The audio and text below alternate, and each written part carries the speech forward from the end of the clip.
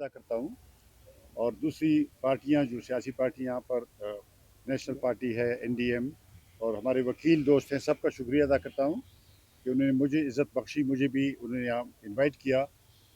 मेरी गुजारिश ये है कि जो माइंस हैं, मादनियात हैं, ये 18वीं तरमीम से पहले भी सूबों की मलकियत रही, यानी कानून के मुताबिक वो सूबों की मलकियत हैं। उनको बेचने, इस्तेमाल करने का इख्तियार सूबों के पास है। फिर 18वीं तरमीम में ये आया कि जो ऑयल एंड गैस, इसके बारे में भी तरमीम हुई, और ये पहले फेडरेशन की मलकियत होती थी, लेकिन 18वीं तरमीम के बाद ये सूबों और फेडरेशन की मुश्तरका और मसावी मलकियत करार पाई, इसलिए वो भी इस ग्रुप में शामिल हो गई हैं।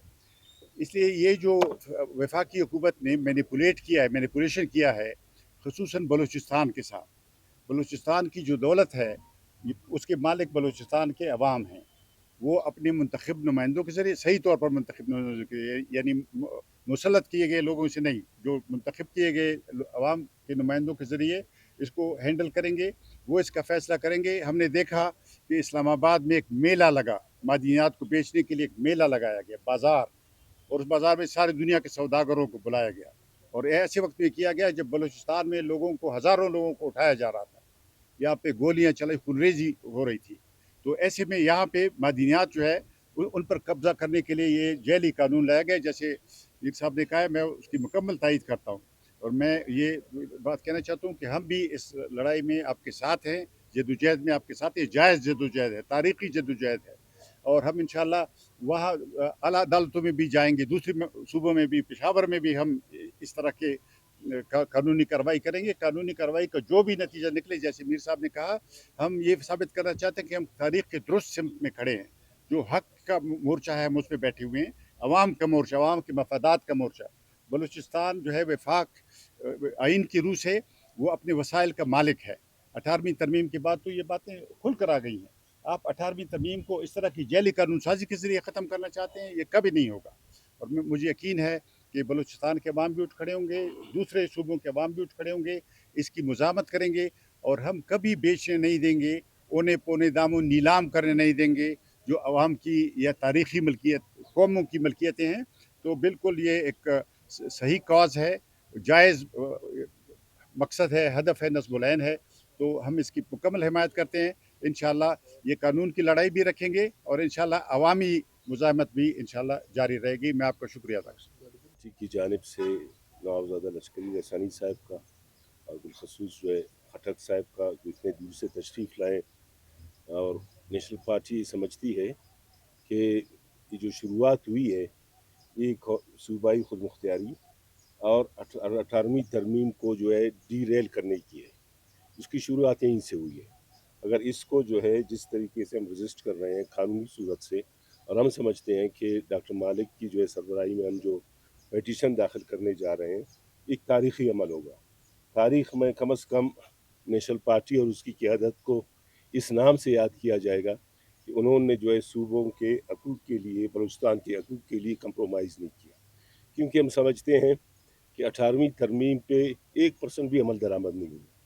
जैसे खटक साहब ने कहा कि 18वीं तरमीम से पहले मादनियात जो है उस सूबे का था, तो सूबे जो है या जो फेडरेटिंग यूनिट्स होते हैं, जिनका अपने अवाम के साथ लगाव होता है, जिनको अपनी धरती से मोहब्बत होती है, जो अपनी दौलत और अपने जो है वसाइल के अपने आप को पासबान कहते हैं, वो तो चाहते हैं कि हमें मज़ीद इख्तियारात मिले, हमें मज़ीद वाह को इख्तियार मिले अपने वसाइल पे।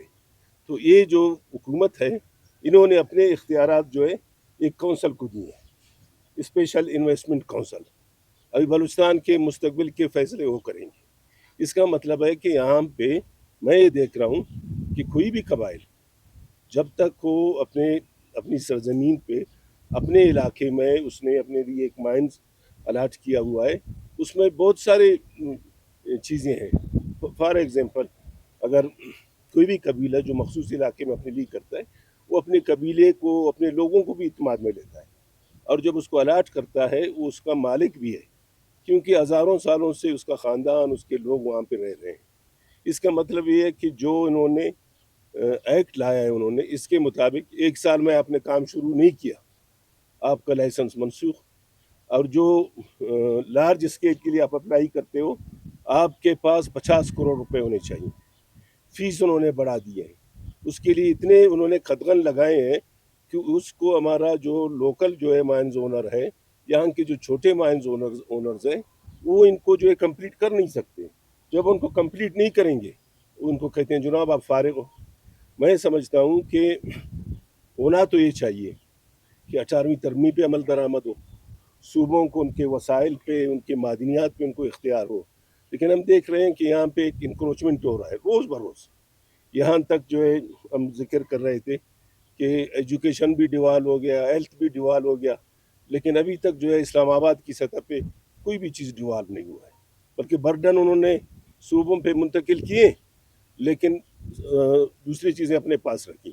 تو یہ معدنیات جو ہے بلوچستان کا مستقبل, میں سمجھتا ہوں کہ بلوچستان کا ارب پار یہاں پہ وہ منرلز ہیں جو دنیا میں ان کو ریئر منرلز کہتے ہیں, وہ دنیا کے چند ملکوں میں ہے, اور بلوچستان وہ خطہ ہے کہ اس میں ریئر منرلز ہیں کہ جن کا 1 گرام جو ہے وہ لاکھوں روپے میں ہے. اب ان کی نظریں یہاں پہ لگی ہوئی ہیں, ان کی نظریں یہاں پہ لگی ہوئی ہیں. تو اس کو جو ہے روکنے کے لیے ہم چاہتے ہیں کہ ہمارے انٹلیکچوئل, ہمارے صحافی برادری, جیسے حاجی صاحب نے کہا, دوسرے جو سیاسی جماعتیں ہیں وہ بھی میدان میں آ جائیں. ہم جتنے بھی زیادہ پیٹیشن کریں گے اتنی ہی وہ مؤثر ہوگا.